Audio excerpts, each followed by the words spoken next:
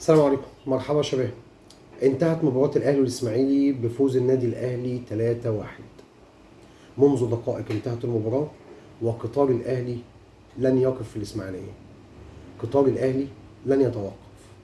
ما شاء الله الأهلي ماشي بمستوى ثابت جدا. كولر بيقدم مستوى أكتر من رائع.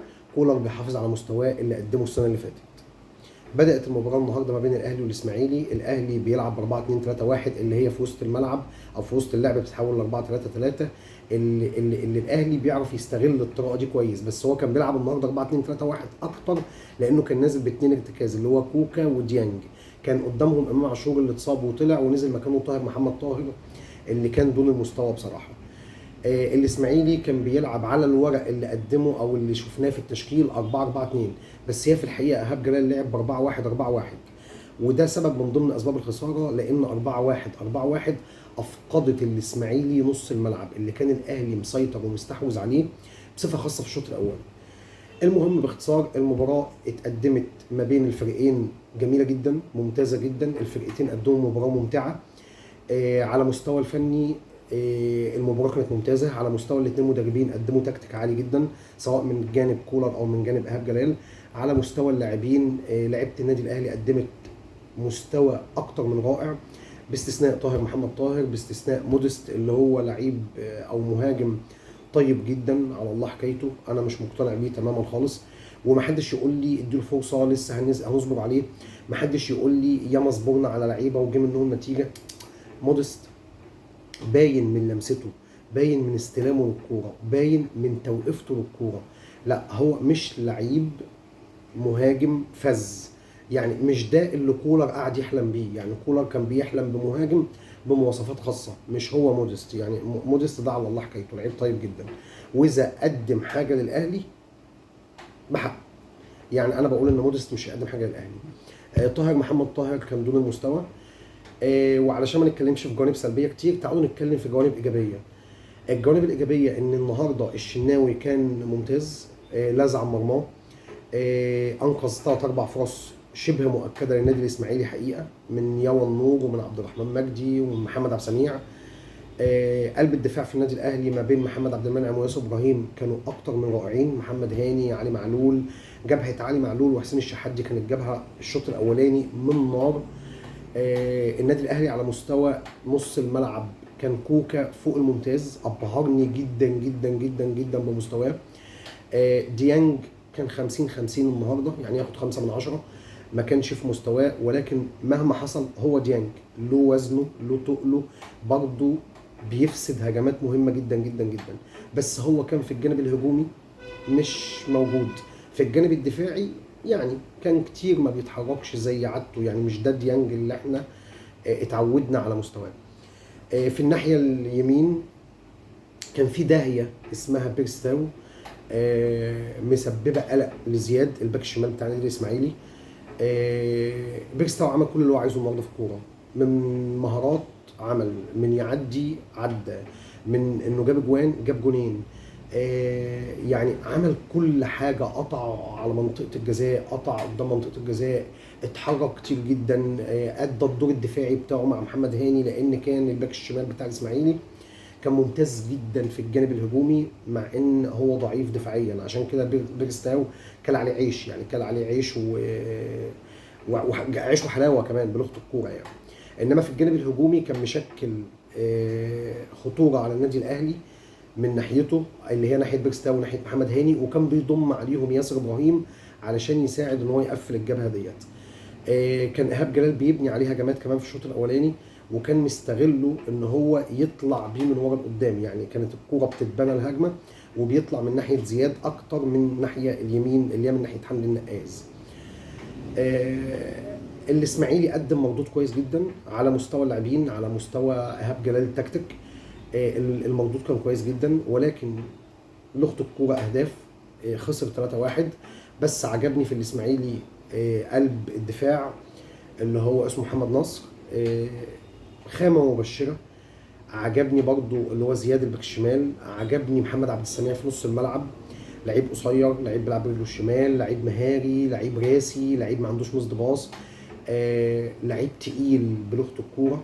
يعني اعتقد ان اللعيب ده مع شويه خبرات، مع ان هو يلعب ماتشات كتير، بيتهيألي ان محمد عبد السميع ده هيبقى له شأن عظيم. لو سلوكياته بره الملعب وفي التمرين كويسه، هيبقى له شأن عظيم جدا جدا جدا في الدوري المصري.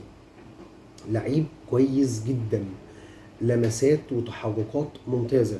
هو بيعيبه الرعونه والتسرع، كان متسرع كتير جدا، وكان مستعجل ان هو يشوط كتير جدا، يعني كان مستعجل ان هو يسيب بصمه او يعمل حاجه. في مروان كان بيلعب جبهه شمال قدام زياد. مروان كان لعيب كويس جدا، ادى الدور اللي عليه بشكل كويس، اخترق الجبهه دي اكتر من مره. الاسماعيلي بصراحه عمل على مستوى المباراه ريكورد عالي جدا في الضربات الركنيه، وعمل ريكورد عالي جدا في الشوط على المرمى. يعني الشوط على المرمى تقريبا 22 23، الضربات الركنيه تقريبا من 10 ل 11 ضربه ركنيه، ولكن الاسماعيلي لم يستغل اي ضربه ركنيه. حتى ما فيش ضربه ركنيه شكلت خطوره، ما اتلعبتش بشكل كويس. الاسماعيلي ما اثرش بالشوط اللي كان بيشوطها كتير جدا، لانها كلها كان فيها تسرع.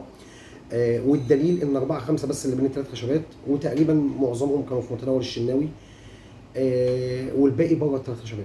فده دليل على ان كان في تسرع من محمد عبد السميع ومن عبد الرحمن مجدي ومن ياوى النور، ان هم مستعجلين على الشوط من مسافات بعيده كمان. يعني مش دي اللي تشوطها على حارس مرمى زي الشناوي بالقوام الجسماني، بالهيكل الجسماني، بالخبرات، بحارس مرمى منتخب مصر. مش ده اللي تشوط عليه من بعيد بالشكل ده. يعني كان لازم يكون في تأني، كان لازم يكون في تدوير للكوره اعلى من كده. يعني كان لازم ايهاب جلال على قد التكتيك اللي حطه، وعلى قد اللعيبه اللي حطها، وعلى قد التغييرات اللي عملها، كان لازم ما بين الشوطين وانت متاخر بهدفين اتكلم مع لعيبتك ان انت تعمل حاجه يبقى في شكل مختلف. ولكن على المستوى العام، على قد خبرات اللعيبه وعلى قد مستوى اللعيبه بتاع الاسماعيلي عمل مباراه ممتازه، عكس تماما النادي الاهلي اللي قدم مباراه فوق الممتازه. النادي الاهلي على مستوى جميع الخطوط قدم مباراه ممتازه جدا. كان في تدوير للكوره، كان في تحركات كتير جدا، كان في الاسيست الرائع اللي عمله كوكا من وان تاتش من نص الملعب طولي من ورا لقدام، وصلت لحسين الشحات ما بين الاثنين مدافعين، انفراد تام بمحمد حارس مرمى الاسماعيلي، وعملها تشيب من فوق وكده قصير، احرز منها الهدف الثاني. وحقيقي الكره الطوليه اللي بتتعمل من ورا لقدام، سواء من خط الظهر او من خط النص للجناحين اللي بيقفلهم، او لديفندر او للعيب خط النص اللي بيجي من ورا لقدام برده ما بين الاثنين مدافعين، النادي الاهلي بيعملها كتير. يعني عملها النهارده مثلا تقريبا ما يقرب من 12 13 مره، واصفر منها هدف حسين الشحات. وعملها رضا سليم في الكوره اللي اتلعبت لطاهر محمد طاهر، اللي لعبها من قبل خط منطقه الجزاء من ناحيه الشمال، لعبها عرضيه لورا قابلها بيرس توجب منها الهدف الثالث. فالكوره دي عامه بتتعمل كتير، والنادي الاهلي بيتمرن عليها كتير. وده واضح ان كولر محفظها لهم، وده واضح ان كولر محفظهم اللعيبه تجري ازاي، واللعيبه الثانيه تلعب الاسيست او تلعب الكره الطويله من ورا لقدام ما بين المدافعين، او ما بين المدافع الستوبر قلب الدفاع والباك الشمال او الباك اليمين ازاي. وحتى الاهلي جاب منها اهداف كتير، عملها في ماتش سان جورج كتير جدا، عملها النهارده كتير جدا. فدي اصبحت طريقه لعب الاهلي، وكان كولر بيلعب بيها السنه اللي فاتت، والنتيجه دي اسفرت السنه اللي فاتت على ان حمدي فتحي كان في بعض الماتشات هداف. فيعني دي طريقه كولر، ومفيش مدرب مصري قابل كولر وقدر يقفل له الطريقه دي، او قدر يقفل خط الدفاع ويضيق المساحات ان الكره دي ما تتلعبش على خط دفاعه. فعلى المستوى العام مبروك الفوز للاهلي، قدم مباراه طيبه جدا جدا جدا. على مدار الشوطين اداء عالي جدا، خاصه بيرس تاو النهارده اللي يعتبر نجم المباراه. على مستوى النادي الاسماعيلي قدم مباراه طيبه جدا، على مستوى خبراته، على مستوى سن اللعيبه. معظم اللعيبه اللي موجوده في قلب الملعب صغيره، باستثناء عبد الرحمن مجدي وحمدي النقاز ومحمد حسن اللي نزل في الشوط الثاني. مباراه ممتازه، انا استمتعت بيها واكيد حضراتكم استمتعتوا بيها.